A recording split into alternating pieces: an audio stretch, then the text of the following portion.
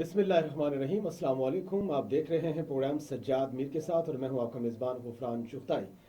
ثانیہ مری کے حوالے سے رپورٹ وزیر اعلیٰ پنجاب سردار عثمان بزدار کو پیش کی گئی اور اس رپورٹ کے مدرجات کے مطابق تمام محکموں کی غفلت جو ہے وہ ثابت ہوئی ہے، اور رپورٹ کے میں یہ انکشاف ہوا ہے کہ جو افسران تھے وہ واٹس ایپ پر چلتے رہے اور وہ صورتحال کو سمجھ نہیں سکے۔ بعض افسروں نے تو شاید واٹس ایپ کے پیغامات بھی بہت دیر سے دیکھے تھے۔ کمیٹی کی سفارشات پر جو ہے وہ 15 افسران کے خلاف کارروائی کی گئی ہے اور انہیں معطل بھی کر دیا گیا، لیکن کیا یہ کافی ہے؟ اور اس واقعے کے اصل ذمہ داران یہی لوگ تھے جن کی وجہ سے یہ سانحہ پیش آیا، یا اس کے پیچھے بہت سے لوگوں کو چھپانے کی اور معاملات کو دبانے کی کوشش ہے؟ آج کے پروگرام میں اس پر بھی بات کریں گے۔ پھر آپ کو بتائیں کہ army chief general Qamar Javed Bajwa سے چینی سفیر نونگ روگ کی ملاقات ہوئی ہے۔ خطے میں امن و استحکام کے حوالے سے بات ہوئی اور خاص طور پر جو پاک چین راہداری ہے سی پیک، اس کے حوالے سے آئی ایس پی آر نے یہ بیان جاری کیا ہے کہ سفیر نے جو محفوظ ماحول کے فراہمی پر آرمی چیف کا شکریہ بھی ادا کیا اور اطمینان کا اظہار بھی کیا کہ پیش رفت جاری ہے منصوبوں پر۔ اس معاملے پر بھی بات کریں کہ شاید عمران خان وزیر اعظم پاکستان بھی چین کا دورہ کرنے والے ہیں، کیا اثرات ہوں گے، ہمارا موضوع ایسا ہوگا۔ پھر آپ کو یہ بتائیں گے کہ وفاقی کابینہ نے غیر ملکی شہریوں کو پاکستان میں جائیداد خریدنے کے حوالے سے سفارشات پیش کی ہیں اور کہا یہ جا رہا ہے کہ ترکی اور ملائیشیا کی طرز پر پاکستان میں بھی غیر ملکیوں کو جائیداد خریدنے کی اجازت دی جائے اور اس سے ملک کی اکانومی پر اچھے اثرات بھی مرتب ہوں گے۔ اس موضوع پر بھی ہم اپنے پروگرام میں ڈسکس کریں گے۔ سب سے پہلے اس موضوعات پر بات کرنے کے لیے میرے ساتھ ہمیشہ کی طرح موجود ہیں نامور صحافی، سینئر تجزیہ دانشور اور استاد محترم جناب سجاد میر صاحب۔ میر صاحب، ثانیہ مری کی رپورٹ تو پیش ہو گئی، 15 لوگوں کے خلاف کارروائی کا حکم دیا اور وزیر اعلیٰ نے یہ کہا کہ تمام محکمے ہی غفلت کے مرتکب تھے۔ کافی ہے یہ رپورٹ اور یہ احکامات ان کے؟ اصل میں دیکھیں جی، ان میں سے چند لوگ تھے جو مری میں موجود تھے، باقی لوگ جو تھے وہ تو پنڈی میں تھے۔ ڈپٹی کمشنر بھی وہیں تھا، کمشنر بھی وہیں تھا، باقی جو آفیسر تھے ایس پی یا جو جس کو کہیں گے وہ وہیں تھے۔ لوکل تو ایک چھوٹے لوگ تھے، ان کو تو امپلیمنٹ کرنا تھا۔ امپلیمنٹیشن میں کیا ایس او پیز موجود تھے؟ کیا سب سے پہلے پورا پروگرام طے تھا ایسا ہوگا تو کیا ہوگا؟ وہ افسر تو یہ کہتے ہیں کہ ہم سے کہا گیا تھا کہ سیاحت بڑھ رہی ہے اور اس کو وفاقی حکومت کی طرف سے اس کو بڑھنے دیا جائے اور اس کی حوصلہ افزائی کی جائے، اور وہ گویا یہ سوچ کر کہ لوگ اگر زیادہ آگے ہیں تو آنے دیں، ٹریفک پولیس والوں نے روکا نہیں، کسی اور نے سوچا نہیں۔ کیا یہی کافی ہے یا اس کے لیے کہا جاتا ہے کہ پہلے منصوبہ بندی جو تھی لاہور میں ہوتی تھی، چیف منسٹر بھی، چیف سیکرٹری بھی، سب لوگ جو تھے وہ اس پہ غور کیا کرتے تھے کہ سیزن آنے والا ہے، وہاں کیا بندوبست ہے؟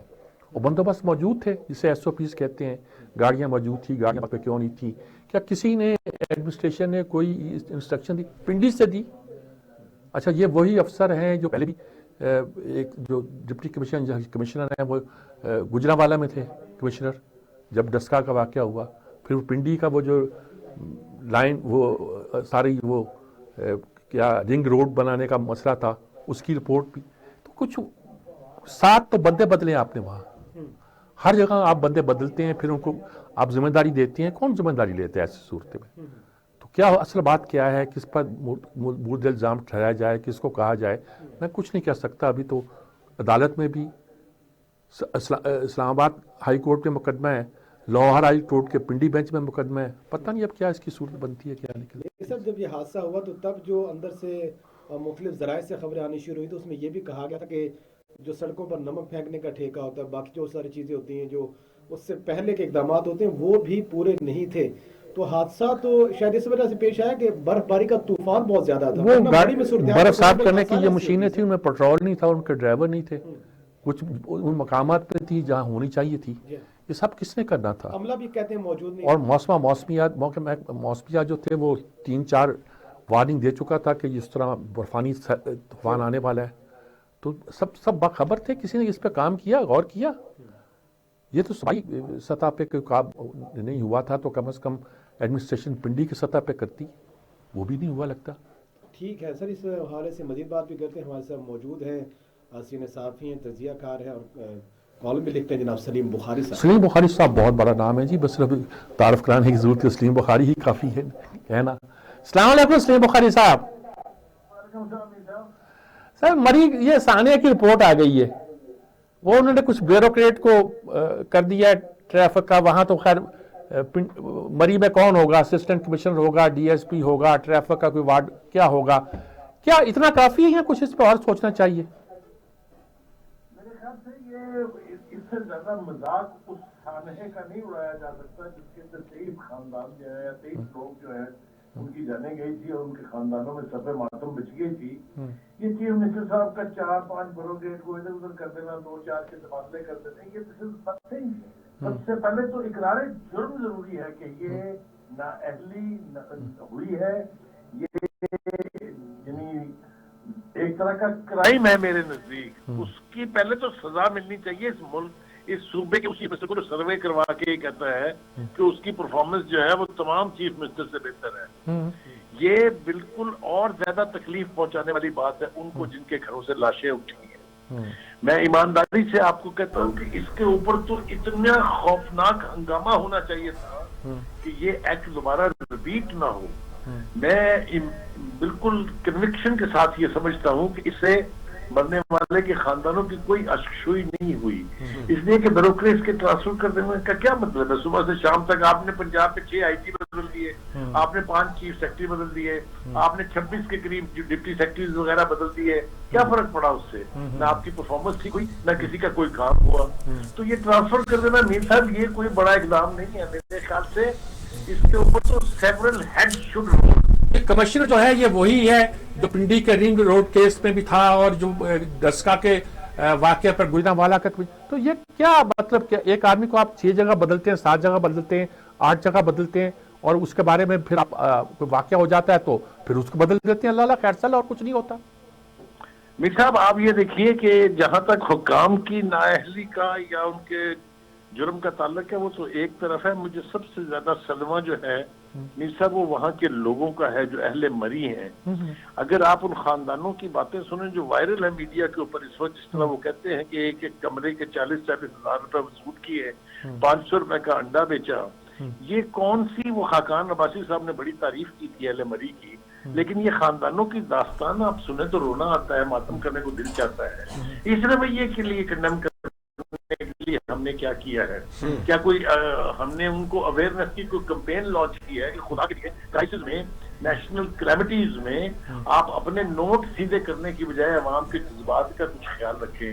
تو کیا ہوا ہے؟ کچھ بھی نہیں. یہ اشکشوئی ہے. یہ صرف کوشش کی گئی ہے کہ لوگ اب بھول جائیں کہ مری میں کیا ہوا. نہیں آپ درست کہتے ہیں. تو کیا ابھی ہائی کورٹ اسلام آباد ہائی کورٹ میں مقدمہ ہے، پنڈی بینچ میں بھی لاہور ہائی کورٹ کا مقدمہ ہے، کوئی ہم کنسالیڈیٹڈ ایفرٹ تو کر نہیں رہے ادھر سے؟ یہ اس کا کیا جواب دے گا کہ وفاقی وزراء کہہ رہے تھے کہ دیکھیے خوشحالی آ گئی، لوگ صحت پہ نکلے ہوئے ہیں، صحت کو فروغ مل رہا ہے، اور وہاں کے آفیسر کہتے ہیں جی ہمیں تو کہا گیا تھا کسی کو روکنا نہیں پر فیسیلیٹیٹ کرنا ہے، جو آتے جاتا ہے وہ آتا جائے کیونکہ صحت کو فروغ مل رہا ہے.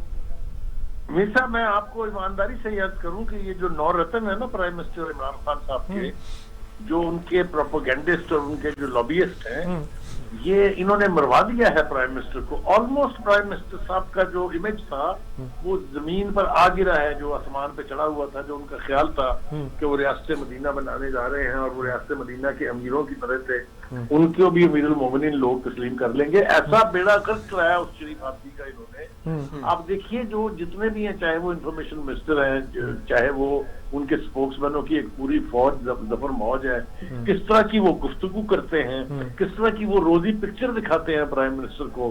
تو ایسی صورتحال میں تو یہ تباہ کاری کی طرف جا رہے ہیں. اب ان کی بات پر کوئی کان دھرنے کے لیے تیار نہیں ہے، ان کی کوئی کریڈیبلٹی نہیں ہے. جتنے مرضی یہ دعوے کر لیں کوئی ماننے کے لیے تیار نہیں. بالکل درست بات ہے جی آپ کے خیال میں یہ کافی نہیں ہے، اور جو مطالبہ ہو رہا تھا کہ جوڈیشل کمیشنر بنایا جائے شاید وہ غلط نہیں تھا تاکہ کوئی انڈیپینڈنٹ انکوائری ہو سکتی تھی. اگر انڈیپینڈنٹ انکوائری کرانا مقصد ہے اور سنجیدگی سے یہ کوشش کی جا رہی ہے تو یہ کمیشن بن جانا چاہیے. اس لیے کہ بیوروکریٹ کی نااہلی کو جج کرنے کے لیے 3 بیوروکریٹس کی ایک کمیٹی بنا دی گئی ہے. آپ مجھے بتائیں میر صاحب وہ کیا بتائیں گے ہمیں؟ جوڈیشل کمیشن کی ڈیمانڈ بالکل جینون ہے، اور حالات جس طرح کے خوفناک وہاں ہوئے اس کا تقاضا ہے کہ جوڈیشل کمیشن جو ہے وہ عوام کو یہ بتائے کہ وہاں کس نے کیا جرم کیا. بہت شکریہ آپ کا سلیم بخاری صاحب، بہت شکریہ آپ کا جی. بہت شکریہ سلیم بخاری صاحب، آپ نے وقت دیا. انہوں نے بہت کلیئرلی ایک بات کی ہے کہ 3 بیوروکریٹس کے بارے میں کیا کہیں گے؟ سوال تو یہی ہے سر. پھر وہ یہ ہے کہ وہ تو پنڈی تک انہوں نے رکھ دیا، مری تک رکھ دیا انہوں نے، جو پنڈی کے جو وفاقی افسر تھے کچھ ان کو انہوں نے سرنڈر کر دیا، وفاق کو سپرد کر دیا، اللہ خیر صلی اللہ، اور جو اپنے میں تھے ان کو معطل کر دیا کہ انکوائری کریں گے، اور باقی سب مایوس جمع ہو گئے۔ جو سیاحت کے فروغ کے نعرے لگاتے رہتے ان کو کون پوچھے گا؟ ساری باتیں تو سر سلیم بخاری صاحب نے ایک نکتے کی طرف اشارہ کیا، ہم اس پر بات پہلے بھی کر چکے ہیں کہ اہل مری کا جو سلوک تھا ان لوگوں کے ساتھ وہ واقعی ایسا ہے کہ اس کو سن کے جو ہے وہ آپ ششدر رہ جاتے ہیں کہ لوگ مصیبت میں ہوں اور آپ ان کی مصیبت سے فائدہ اٹھانے کی کوشش کریں۔ اور دوسرا وہاں پر تجاوزات کے خلاف بھی کہتے ہیں کہ آپریشن اب جاری ہے، لوگوں نے جو اپنے ہوٹلوں سے آگے بہت سا راستہ بڑھا رکھا تھا یا پارکنگ کے معاملات جہاں تھے جس کی وجہ سے لوگوں کو بہت سارے مشکلات کا سامنا ہوتا ہے، وہ معاملہ بھی شروع ہے۔ لیکن سر اہل مری کے لیے کیا ایسی تجویز دی جائے کہ وہ اس بات کو محسوس کریں کہ وہاں آنے والے ان کے مہمان ہیں، گاہک تو ہیں ہی؟ دیکھیں وہ تو ایک بات ہے، اس میں پتہ نہیں وہ جو جن کے ہوٹل تھے وہ مری کے لوگ تھے کہ باہر کے لوگ ہیں، یہاں سے جا کے بھی تو اپنی دکانیں وہاں سجائی ہوئی ہیں لوگوں نے، اور کس کس علاقے سے آئے ہیں کہاں سے آئے ہیں کچھ نہیں کہہ سکتا۔ ویسے تو یہ ہے کہ دیہاتیوں نے تو مدد بھی کی ہے لوگوں کی، اور ان کو کھانے بھی پیش کیے ہیں، ان کو اپنے جگہ بھی دی ہے، وہ واقعات بھی ہوئے ہیں۔ ہر کلیمٹی میں ہمارے ہاں یہ دونوں اپس اینڈ ڈاؤنس آتے ہیں، وہ تو اپنی جگہ ہے، لیکن ہم اس وقت اس بات کا تجزیہ کر رہے ہیں کہ جو لوگ جن کا کام تھا کہ وہاں امن و امان رہے، جن کا کام تھا کہ لوگوں کی زندگیاں خطرے میں نہ پڑے، جن کا کام تھا کہ رستے بند نہ ہو، برفیں صاف ہوں، جن کا کام تھا کہ وہ دیکھیں کتنے لوگ آ رہے ہیں کتنے لوگ جا رہے ہیں، ان کی ذمہ داری کیا تھی؟ اور کیا ان کی ذمہ داری کسی نے اسائن کی تھی؟ یا وہ ہاتھ پہ ہاتھ دڑے اس لیے بیٹھے ہوئے تھے کہ گویا سیاحت کو فروغ مل رہا ہے؟ میر صاحب جن لوگوں کی ذمہ داری تھی انہوں نے ذمہ داری ادا کی ہے نہیں کی، اس رپورٹ کی جو مندرجات ہیں سب لوگوں کے سامنے، اس پر مزید بات کرتے ہیں۔ ہمارے ساتھ موجود ہیں مسلم لیگ نون کے رہنما ہے کرنل ریٹائرڈ سیف قریشی صاحب، ان سے میں یہاں ایک وضاحت کر دوں کہ ہم نے پی ٹی آئی کے بھی بہت سے لوگوں سے کوشش کی کہ وہ بھی آ جائیں بات کریں، لیکن شاید کوئی تیار ہی نہیں ہوتا، کوئی کسی کو نیند آئی ہوئی تھی، کوئی سفر میں تھا، کچھ کا کسی تھا، نام نہیں لیتا میں کسی کے، لیکن کرنل سیف صاحب سے پوچھتے ہیں کہ وہ کیا کہتے ہیں۔ السلام علیکم کرنل صاحب۔ السلام علیکم سر۔ کرنل صاحب یہ سانحہ مری کی رپورٹ آ گئی ہے، اور انہوں نے کوئی وہی کمشنر جن پہ گجرانوالہ میں جو تھا 10 لاکھ کے واقعات کے متعلق وقت پنڈی میں تھا، وہ رنگ روڈ کے کیس کے متعلق، تو اب کیا آپ وہاں کے لوکل مری کے جو ڈی ایس پی ہوگا، اسسٹنٹ کمشنر ہوگا، اس کو وہ کہتے ہیں جی ہمیں تو کہا گیا تھا سیاحت کا فروغ ہو رہا ہے، لوگوں کو آپ فیسیلیٹیٹ کریں، آنے دیں جانے دیں، اور وہ تیاری کوئی نہیں تھی۔ میں عرض کرتا ہوں جی سر، یہ قصوروار جو ہے یہ وزیر اعظم اور ان کی کیبنٹ ہے۔ یہ انکوائری بیسیکلی ایک معاملے کو ٹالنے کے لیے، چھپانے کے لیے، اور جتنے لوگ ادھر فوت ہوئے ہیں ان کے وارثوں کو وقتی طور کے اوپر یہ بتانے کے لیے کہ ہم نے بہت کچھ کیا ہے۔ میں یہ عرض کروں گا کہ اس وزیر داخلہ کا جس نے گاڑیوں کو 10,000 کی کیپیسٹی کے بعد آگے جانے سے روکا نہیں ہے، اور وہ خود اس چیز کا کنفیشن کرتا ہے کہ میرے سے غلطی ہوئی، مجھے روکنا چاہیے تھا، اس کا کہیں سارے افسانے میں ذکر ہی کوئی نہیں۔ اس کے بعد اس جیلم کے امرت دارا سیاستدان کا جو ہر فن مولا ہے اور ہر گورنمنٹ میں کسی نہ کسی جگہ فٹ ہو جاتا ہے، یا اس کو اس کے سپانسر فٹ کرا دیتے ہیں، اور وہ ہر رنگ میں ہر چیز بولتے ہوئے سوچتا ہی نہیں۔ اس نے جب دیکھا کہ 1 لاکھ 1.5 لاکھ گاڑیاں چلی گئی ہیں، تو وہ گاڑیاں گن کے بتا رہا ہے کہ 1.5 لاکھ گاڑی ہیں، تو یہ اکانومی دیکھیں۔ اس کو ہر وقت یہی چیز چاہیے کہ وہ کسی طریقے سے معاملات کو سپن کر کے لوگوں کو بیوقوف بنائے، اور لوگوں کا دھیان مہنگائی سے، لوگوں کا دھیان گورنمنٹ فیلئر سے، لوگوں کا دھیان یہ جہاز کو نیچے نیچے جس طریقے سے ڈبویا جا رہا ہے اس طرف سے ہٹا کے، اور وہ ایسی چیزوں پہ لگا دیا جائے کہ لوگ اس میں مصروف ہو جائے۔ اس نے یہی سوچا کہ یہ بہت بڑی بات ہے۔ تو یہ پہلے تو میں یہ کہوں گا کہ اس انکوائری میں، اور اس وزیر اعظم کا، پہلے وزیر اعلیٰ کا میں ذکر کروں، وزیر اعلیٰ جو کہ بالکل جس کو کچھ بھی چیوٹی بھی نہیں دیں گی، وہ بیٹھا ہوا اپنی بلدیاتی کانفرنس کر رہے ہیں جب لوگ مر رہے ہیں، اس کو وزیر اعظم کہتا ہے کہ بھی اٹھ کے جاؤ وسیم پلس تم کیا کر رہے ہو۔ اور وزیر اعظم کا اپنا حال یہ ہے کہ خدا اسے ہدایت دے، آج تک کسی کو اس نے کسی کے گھر جا کے تعزیت کرنی کسی کے دکھ میں شامل ہونا، کہیں مری کے اس ایونٹ کے وقت ادھر بنی گالا میں بیٹھے ہوئے تھے، 1 گھنٹے کی ڈرائیو نہیں تھی، وہ ہیلی کاپٹرز ان کو ہر وقت اپنا ذاتی اویلیبل ہوتا ہے آنے جانے کے لیے. کیا یہ ملک پوچھ سکتا ہے، یہ عوام پوچھ سکتے ہیں، یہ اتنے گھر جو لوگ فوت ہو گئے، فیملی ختم ہو گئی، وہ پوچھ سکتے ہیں کہ بھائی وزیر اعظم تم کدھر تھے اور ابھی تک کدھر ہو؟ کوئی وزیر اعظم ہے بھی اس ملک میں کہ نہیں ہے؟ کوئی گورننس ہے بھی ہے کہ نہیں ہے؟ کوئی گورننس نہیں ہے اس ملک میں، کوئی انتظامیہ نہیں ہے، کوئی ان سے کام لینے والا نہیں ہے. یہ ٹوٹل ملک اس وقت ایک کولیپس ہوا اسٹرکچر پڑا ہوا ہے، اور اس میں اللہ خیر کرے اسی قسم کے واقعات کو بچانے کے لیے کوئی نظام نظر نہیں آتا. اور پھر آخرکار معاشرہ اس اچھا کے کیا دستور رہا ہے کہ جب پہلے کبھی ایسا ہوتا تھا، سب بندوبست تو کیے ہوئے تھے، وہاں گاڑیاں بھی خریدی ہوئی ہیں اور نمک کے ٹھیکے بھی کی بات بھی ہوتی تھی اور پتہ نہیں کیا کیا، جب شہباز شریف صاحب تھے میں عرض کرتا ہوں کہ اس کی سارا کچھ لکھا ہوا ہے، اس کی ایس او پیز بنی ہوئی ہیں. یہ ایک اسسٹنٹ کمشنر کیا ان کے چھوٹے سے چھوٹے لیول تک کو پتا ہے کہ کتنا نمک کس وقت منگوانا ہے، کیا کرنا ہے، گاڑیوں کو کب ٹیسٹ کرانا ہے، گاڑیوں کی ڈیوٹیاں کدھر کدھر لگنی ہیں، ایریے کیسے بانٹنے ہیں، اور ان کی گاڑیوں کے سٹاف نے کیا کرنا ہے. یہ تو کچھ سب چیزیں ہی کولیپس ہیں. کوئی بندہ کام کرنے کو تیار نہیں، کوئی بندہ کام کر نہیں رہا، ملک کہیں چل نہیں رہا. اور اس حالت میں اور جب یہ لوگوں کو نکالنے پہ آئے ہیں، یہ کس قسم کی انکوائری ہے جس میں نہ لوگوں کو بلایا طریقے سے، نہ ان کو کراس ضامین کرنا کیا، نہ لوگوں کو اس انکوائری کی تفصیل پتہ چلی. اور انکوائری کا لیول کیا ہے جی؟ Additional chief secretary. وہ بیچارہ ایڈیشنل چیف سیکرٹری، اس گریڈ 21 کی ضرورت ہے کہ وہ اس سے اوپر کچھ کسی کا کچھ لکھ سکے؟ آنکھوں میں مٹی ڈالنے والی بات ہے. اور نہ صرف یہ کہ یہ تو مری کا واقعہ ہے، اور بھی بے شمار گھپلے ہو رہے ہیں، میگا کرپشن ہو رہی ہے. کیا بتاؤں جی میں آپ کا M6 ہے، یہ سکھر سے لے کے حیدرآباد موٹر وے، یہ 200-250 بلین کا پروجیکٹ ہے جی، 318 کلومیٹر کا پروجیکٹ ہے. اور سنگل بڈ پہ خان صاحب ایک دوسرے خان صاحب کو، اور کچھ نہیں دیکھ رہے، نہ پیپرا رول دیکھ رہے ہیں، نہ کوئی چیز دیکھ رہے. کیا ہو رہا ہے اس ملک میں؟ یہ کیا بندر بانٹ ہے؟ کس کو اتنی جلدی پڑی ہوئی ہے کہ فٹافٹ چیزیں ختم کرو، لٹو اور پھٹو؟ صحیح. بہت شکریہ آپ کا صاحب صاحب، بہت شکریہ آپ کا صاحب، آپ نے بہت بہت شکریہ ہماری صاحب رہنمائی قریش کی. صاحب، آپ نے وقت دیا. بہت آپ کا شکریہ جی. یہ دیکھ ساری کہانی آپ کے سامنے ہی. یہ دیکھیں ایڈیشنل سیکرٹری، چیف سیکرٹری کو تو ذمہ دار نہیں ٹھہرا سکتا کہ اس نے کوآرڈینیٹ نہیں کیا، وہ اپنے سیکریٹریٹ کو بھی نہیں ٹھہرا سکتا، اور چیف منسٹر کو تو کہہ ہی نہیں سکتا.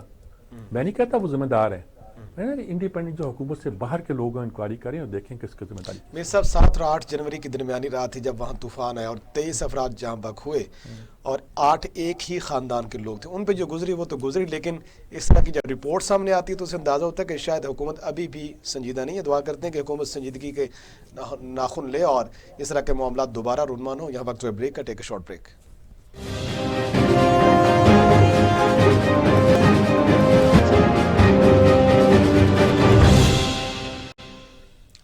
پروگرام سجاد میر کے ساتھ میں ایک بار پھر خوش آمدید. میر صاحب، آج army chief general Qamar Javed Bajwa سے جو چین کے سفیر ہیں نونگ زونگ، ان کی ملاقات ہوئی، اور سی پیک کے حوالے سے کہتے ہیں کہ انہوں نے اطمینان کا اظہار کیا اور یہ بھی کہا کہ جو پیش رفت ہو رہی ہے اس پر بھی وہ مطمئن ہے. سر، آنے والے وقت میں وزیر اعظم عمران خان صاحب شاید چائنا کا دورہ کر رہے ہیں اور یہ پروگرام آگے بڑھتا ہوا دکھائی دے رہا ہے. سر اصل میں یہ امپورٹنٹ بات نہیں ہے، کہ بات یہ ہے کہ ملاقات ہوئی اور یہ شو کیا گیا کہ سی پیک کا ذکر آیا ہے. اطمینان کا اظہار کرنا تو ایک ڈپلومیٹک زبان ہے جس کا ذکر کیا گیا ہے. سب جانتے ہیں کہ سی پیک کا منصوبہ ہمارے ہاں ٹھپ پڑا ہے. ML1 جو ہے ریلوے لائن کا منصوبہ اتنی دیر سے ہے، وہ چل نہیں رہا. شاید ہم نے چین کے کچھ پیسے بھی دینے ہیں، وہ بھی ادا نہیں کیے، اور چین پتہ نہیں اس پہ کچھ ہے کہ نہیں ہے. اب IMF کی طرف سے جو ہم ٹائٹ ہوئے ہیں تو ہمیں خیال آیا کہ سی پیک کو ہم نے ایک طرح کا فولڈ بیک کر کے کچھ غلطی کی ہے. شاید اس کی تلافی کے لیے اب عمران خان جانا بھی چاہتے ہیں. اب چین کیا ہمارے ساتھ، یعنی کہ ہم اس وقت اس کی مدد دے سکتے ہیں کہ لے سکتے ہیں، یا سچ مچ اپنی معیشت کو سہارنے کے لیے ہم دوبارہ سی پیک کی طرف رجوع کر سکتے ہیں؟ اب جھوٹ نہیں بولنا چاہیے ہمیں، ہمارا کوئی کام ہی نہیں ہو رہا اس کے بعد. یہ سارے منصوبے جو ہیں ٹھپ پڑے ہوئے ہیں، تو اس کو کیسے کیا جائے، کیا کیا جائے؟ میرا خیال میں اس کا پورا تجزیہ ہونا چاہیے. اور آرمی چیف کا چینی سفیر کا آرمی چیف کو ملنا اور اس کی خبر آنا اور یہ کہنا کہ سی پیک کے بارے میں اطمینان کا اظہار کیا گیا کہ جو سیکورٹی فوج نے پرووائڈ کی ہے اٹس ناٹ سفیشینٹ یہ ہے کہ سی پیک کا ذکر آیا ہے. تو کیا ہم پھر سی پیک کی طرف رجوع کر رہے ہیں؟ آئی ایم ایف ہمیں کچھ کرنے نہیں دے رہا. ML1 کا جو منصوبہ تھا وہ آئی ایم کہہ رہا اب اتنا قرضہ لے نہیں سکتے, قرضہ سینکشن پڑا ہے. صحیح. یہ ویسے بھی چین شاید کچھ نہیں ہے ہم سے, ہم نے تو کچھ زیادتی کی ہے. سر دیکھتے ہیں چین خوش ہے نہیں ہے, کسی پیش رفت ہوئی اور آگے کیا ہونے جا رہا ہے. ہمارے ساتھ ماہر بین الاقوامی امور ہیں جناب محمد مہدی صاحب. مہدی صاحب کا تو یہ چین تو خاص سبجیکٹ ہے نا جی, وہ اس پہ کام بھی کرتے ہیں اور بہت ویسے ان کی اس پہ بہت عمدہ رائے ہوتی ہے, ہمیشہ ان سے بات کرتے ہیں. السلام علیکم مہدی صاحب. وعلیکم السلام میر صاحب. مہدی صاحب خبر آج صرف آئی تو یہ ISPR سے کہ چینی سفیر ملا ہے آرمی چیف سے اور سی پیک کے انتظامات پر اطمینان کا اظہار. سی پیک کا ذکر آیا, میرے لیے یہی امپورٹنٹ ہے. 4 دن پہلے خبر آئی تھی کہ عمران خان جو ہے وہ چین جا رہے ہیں, ایسے ہی چلتی خبر کسی چینل پہ آئی تھی. کیا IMF نے جو ہمارے ساتھ سلوک کیا ہے اس کے بعد ہم کو احساس ہو گیا کہ سی پیک کے بغیر ہم نہیں چل سکتے اور کچھ ہم کرنے والے ہیں, کوشش کر رہے ہیں, ہاتھ پاؤں مار رہے ہیں؟ بسم اللہ الرحمن الرحیم.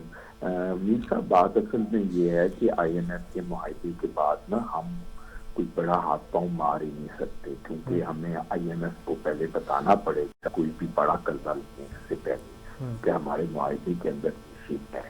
اور اسی سے جو سی پیک کا پہلے فیز کا سب سے بڑا پروگرام تھا ML1 جو $6 ارب کا تھا, اس پر آج والے دن تک ایک بھی نہیں رکھی جا سکی ہے اور وہ ابھی تک جو ہے فائلوں کی نظر ہے اور بھی کہتے ہیں کہ $9 کا پروجیکٹ ہو چکا ہے.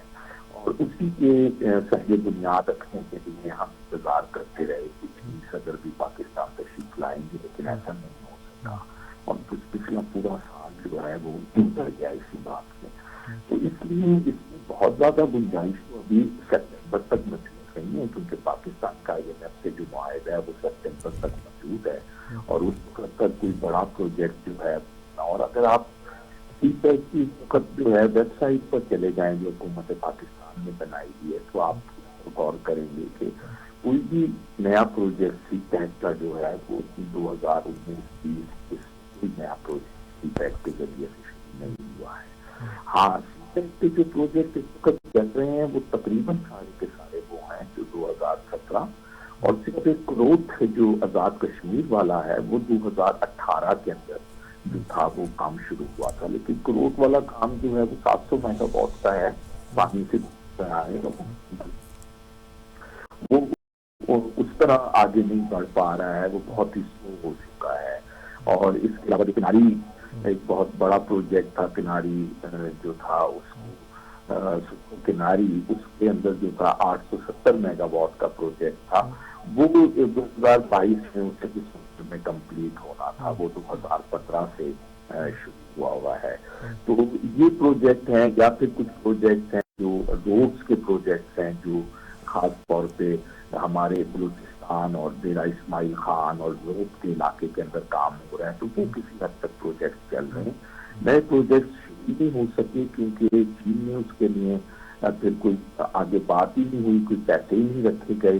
اور سب سے بڑا جو اصل میں کام ہونا تھا وہ یہ تھا کہ جب یہ کام کمپلیٹ ہو جاتے تو چین اپنی کاسٹ کے مطابق جو ہے وہ وہاں پر بہت ساری انڈسٹری نہیں رکھ سکتا, وہ اب اس کے لیے فائدے مند نہیں ہے. وہ اپنی اس انڈسٹری کو چینج کرنا چاہ رہا تھا دوسرے ممالک میں, اس میں سب سے زیادہ پاکستان کی طرف رجحان تھا. لیکن بدقسمتی سے کیونکہ ہم اس پر کوئی فیصلے نہیں بر وقت کر سکے تو بہت ساری انڈسٹری جو ہے وہ آلریڈی شفٹ ہو گئی ہے ویتنام کے اندر اور دوسرے ممالک کے اندر. خان صاحب جو ہیں وہ کافی عرصے سے جانا چاہ رہے تھے چین کے اپنے معروضی حالات کی وجہ سے دورہ نہیں ہو پا رہا تھا, لیکن اب یہ ہے کہ چین کا وہ دورہ کریں گے 3 فروری سے لے کر اور 5 فروری تک. اور چین کے اندر جو ہے وہ سرمائی اولمپکس شروع ہو رہے ہیں اور وہ سرمائی اولمپکس کو دیکھنے والے ان لوگوں میں شامل ہوں گے جن کو بلایا گیا ہے. تو وہ بنیادی طور پہ سرمائی اولمپکس کو دیکھنے کے لیے جا رہے ہیں, لیکن لامحالہ وزیر اعظم پاکستان ہے تو وہاں کے ہائی آفیشل کے ساتھ, پریزیڈنٹ کے ساتھ, سب کے ساتھ ملاقاتیں بھی طے ہیں. اور وہاں سے جو خبریں آ رہی ہیں وہ یہ ہیں کہ وہاں پر کوئی نئے پروجیکٹس کے حوالے سے تو کوئی کام ایسا نہیں ہو رہا، لیکن ان کی جو کمپنیز کے یہاں پر پیسے پھنسے ہوئے ہیں اور بہت عرصے سے ادائیگی نہیں ہوئی اور بہت سارے معاملات ہیں جن کا چینی جو ڈپلومیٹس ہیں وہ آپ کی پرائیویٹ میٹنگ میں بہت زیادہ ذکر بھی کرتے ہیں، تو وہ جو ہیں وہ ان پیسوں پر ایک تو بات ہوگی، اور ایک پاکستان بار بار یہ کہہ رہا ہے کہ ایک سیکنڈ فیز میں چلا گیا ہے، تو وہ یہ بھی پوچھنا چاہیں گے کہ فرسٹ فیز کا مین پروگرام تھا جو ML1 تھا وہ اب اس کی کیا سٹیٹس ہوگا، کیا ہوگا۔ پاکستان کی طرف سے یہ کہا جا رہا ہے، اور خواجہ سعد رشید صاحب نے اپنی بجٹ کی تقریر میں کیونکہ وہی وزیر ریلوے تھے جب انہوں نے دستخط کیے تھے، ان کا کہنا ہے کہ نہیں ابھی 9 ارب نہیں ہے بلکہ یہ 7 ارب ہے، تو یہ چونکہ قرضہ $6 ارب کا منظور ہوا ہوا ہے چائنیز بینک کا، تو اس پر بھی وہاں پر ہے وہ بات ہوگی۔ تو یہ ہے جو سچویشن ہے اس وقت کی وہاں کی دورے کی اور اس سارے معاملات کی۔ اتفاق سے کل میں نے اس کے اوپر اپنا کالم بھی جو ہم نے چھپا ہے اس پر میں نے ذکر کیا ہوا تھا، اور اس میں جو چین کے لیے اس وقت اصل میں ایک مسئلہ بھی آیا ہوا ہے وہ یہ ہے کہ آپ کے نالج میں ہوگا کہ امریکہ اور اس کے حواریوں نے جو ہے وہ چین کے انتظامی بائیکاٹ کا اعلان کر دیا ہے سرمائی اولمپکس کا۔ تو چین کو بھی اصل میں اس وقت جو ہے وہ ضرورت ہے کہ وہ یہ بتا سکے کہ اس کے ساتھ جو ہے وہ دنیا کے ممالک موجود ہیں، یہ دورہ اس خاطر بھی وہاں پر ہو رہا ہے۔ ٹھیک بہت شکریہ آپ کا مہدی صاحب، بہت شکریہ آپ کا، سارا نقشہ آپ نے کھینچ کے رکھ دیا۔ بہت شکریہ محمد مہدی صاحب، آپ نے وقت دیا۔ شاید ہم یہ حکومت بھی اب سوچ رہی ہے کہ سی پیک سے ہٹ کر تھوڑے سا پھنس گئے ہیں IMF کے چنگل میں یا امریکہ کے چنگل میں، نکلنا چاہتے ہوں گے پر نکل نہیں پا رہے۔ سر دیکھتے ہیں کہ 3 سے 5 فروری کے دوران جو ہونے والا دور ہے اس کے کیا ثمرات ہوتے ہیں، اور اللہ کرے کہ سی پیک پر معاملات مزید آگے بڑھیں۔ میر صاحب ایک اور موضوع ہے کہ وفاقی کابینہ کے ارکان نے آج غیر ملکی جو شہری ہیں ان کے حوالے سے پاکستان میں جائیداد خریدنے کی سفارش کی ہے، اور ساتھ میں یہ کہا ہے جو ترکی اور ملائیشیا کا جو ماڈل ہے اس کو فالو کیا جائے۔ تھوڑا سا بیان کر دیتا ہوں کہ ترکی کے ماڈل میں یہ ہے کہ جو غیر ملکی ترکی میں کم از کم $2.5 لاکھ کی جائیداد خریدیں گے وہ بھی ترک شہریت حاصل کر سکتے ہیں، شرط یہ ہے کہ 3 سال تک وہ اس کو بیچ نہیں سکتے، یا دوسری شرط یہ ہے کہ بینک ڈپازٹ میں $5 لاکھ رکھیں اور وہ لیرہ میں کنورٹ کریں، اور اس کو بھی آپ 3 سال تک نکال نہیں سکتے، آپ کو شہریت مل جائے گی۔ اس ماڈل کو یہاں فالو کر کے کچھ اکانومی کو بہتر کیا جا سکتا ہے سر؟ یہ تو اب ڈالر کا بہتر کرنے کے لیے آپ اپنی زمینیں بیچ رہے ہیں، اور کیا کہا جا سکتا ہے۔ یہ دنیا میں ماڈل ہے، کینیڈا کے آپ شہری بن سکتے ہیں، شاید اتنے لاکھ آپ جمع کرائیں، وہاں کاروبار کریں۔ انہوں نے خاص طور پر زمینیں خریدنے پر رکھا ہے، جی ہاں، یہ خاص طور پر لینڈ مافیا کے ساتھ زیادہ دوستی ان کی بنتی ہے اور کی جاتی ہے۔ یہ آپ چاہتے ہیں فارم فنڈنگ کیس پہلے ہے، کہتے ہیں کہ باہر سے پیسے لائے ہو غیر ملکیوں کے ہیں، اب یہ پاکستانیوں کے ہاتھوں جو غیر ملکوں میں ہے اپنی زمینوں پہ ریئل اسٹیٹ کو اتنا بوم نہیں دے سکے، اب یہ کیا آپ غیر ملکیوں کو زمینیں دے کرنا چاہتے ہیں؟ اسرائیل کے یہودیوں نے پہلے اس طرح ہی فلسطین کی زمینیں خریدی تھی نا، صحیح، تو کیا کرنا چاہتے ہو؟ اور یہ تو بہت ہی محتاط بات ہے، سارے آپ بات مانتے جا رہے ہو۔ آپ نے ابھی ورلڈ بینک اپنا اسٹیٹ بینک کا کچھ لوگوں کی نظر میں سودا کر دی ہے، تو اب آپ کیا معیشت کو کس طرف جانا چاہتے ہو؟ اس کے کیا پریکشن ہو گئے؟ میں کچھ نہیں کہہ سکتا سر۔ جب میں اس رپورٹ کو پڑھ رہا تھا جو نئے قواعد و ضوابط ہیں ترکی کے حوالے سے، انہوں نے یہ لکھا کہ لیرہ کو مستحکم کرنے کے لیے، کرنسی کو مستحکم کرنے کے لیے پالیسی اپنائی گئی اور اس کے فوائد بھی حاصل ہوئے، تو یہاں پر بھی ڈالر کے مقابلے میں شاید روپے کی قدر مستحکم ہو جائے۔ یہ چاہتے ہوں گے کہ بہت سارے ڈالر آ جائیں، لیکن اپنی زمینیں بیچ کر اب ڈالر آ جائیں گے۔ اب ہو سکتا ہے کہ آپ ہم زمینیں خریدنے کے، بھائی ٹرمپ آ جائے گا، اس میں کیا ہے، وہ ریئل اسٹیٹ میں ہی ہے نا، اچھا، وہ یہاں ٹرمپ پلازا بنا دے گا آپ کا اسلام آباد میں۔ اس زمانے میں ایک لطیفہ مشہور تھا، ہمارے ایک دوست تھے، ہم جا رہے تھے، کہنے بھائی میری 5 مرلے کی زمین ہے یہاں، آپ بتاؤ ٹرمپ آ رہا ہے تو کیا قیمت پڑ جائے گی اس کی؟ اب اچھا، ہنستے تھے ہم لوگ، مذاق کرتے تھے اس طرح کی باتوں پہ کہ جن کے 3 مرلے 5 مرلے کے پلاٹ ہیں وہ بھی یعنی کہ اس طرح کی لطیفہ سنایا کرتے تھے کہ ایک ٹرمپ، تو کیا مجھے نہیں پتا، شاید فائدہ ہی ہو، اس کا فائدہ ہوگا اس کا، یعنی غیر ملکیوں سے پیسے لینے کی اچھی بات ہے، وہ اگر آپ کے شہری بنتے ہیں اور آپ کو پیسے دیتے ہیں پھر آپ ان کا ووٹ کا حق بھی دو گے، کیا کرو گے؟ مجھے نہیں پتا کیا ہے، ریزیڈنسی دو گے، شہریت دو گے، کیا نہیں کرو گے؟ मलेशिया ने भी कुछ इस तरह किया था। तुर्की का मॉडल ये है, तो देखना चाहिए कैसे मॉडल चलता है। सर, जो यूरोप के ममालिक हैं, अमेरिका, यूरोप और जो फॉरेन कंट्रीज हैं, वो तो आपको शहरियत भी देते हैं, आपको अपनाते भी हैं, आपको जगह भी देते हैं और आपको सारे राइट्स भी देते हैं। ये मुसलमान ममालिक में इस तरह की जो है वो रेस्ट्रिक्शन क्यों लगाई जाती है सर? नहीं, मुसलमान ममालिक में नहीं है, ये तो मोनार्कीज में नहीं है ना, वो तो अमारतें हैं, वो उनके रजवाड़े हैं, तो वो नहीं चाहते कि गैर मुल्की आके यहाँ उनके निज़ाम को तलपट करें, कुछ करें। लेकिन अगर आप कुछ करना चाहते हैं तो आपने सोचा समझा होगा ना जी। मुझे इसकी लीगल पोजीशन का अंदाजा नहीं है क्या है। सर, इस पे लीगल पोजीशन जानने की कोशिश करते हैं। हमारे साथ माहिर कानून है जनाब आफ्ताब बाजवा साहब, उनसे बाजवा जानते साहब हैं। से पूछते हैं तो वो रहनुमाई करेंगे। अस्सलाम वालेकुम बाजवा साहब।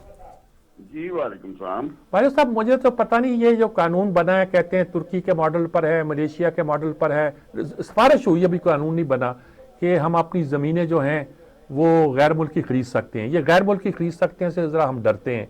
वो कहते हैं कि फिर वो हम उनको शहरियत भी दे देंगे, वो बेच नहीं सकेंगे 3 साल के लिए, फिर हम उनको शहरियत दे देंगे, वो 5 लाख रुपया रखें तो भी हम उनको शहरियत, जैसे कनाडा में भी होगा। लेकिन ये तुर्की की मिसाल और मलेशिया की मिसाल दे रहे हैं। क्या लीगली आप इस सूरत हाल को कैसे देखते हैं? देखिए, जब भी कोई गैर मुल्की को हम मुल्क के अंदर अपनी को जगह देंगे तो वो भी तहफ़्फ़ुज़ मांगेगा और हम भी तहफ़्फ़ुज़ मांगेंगे।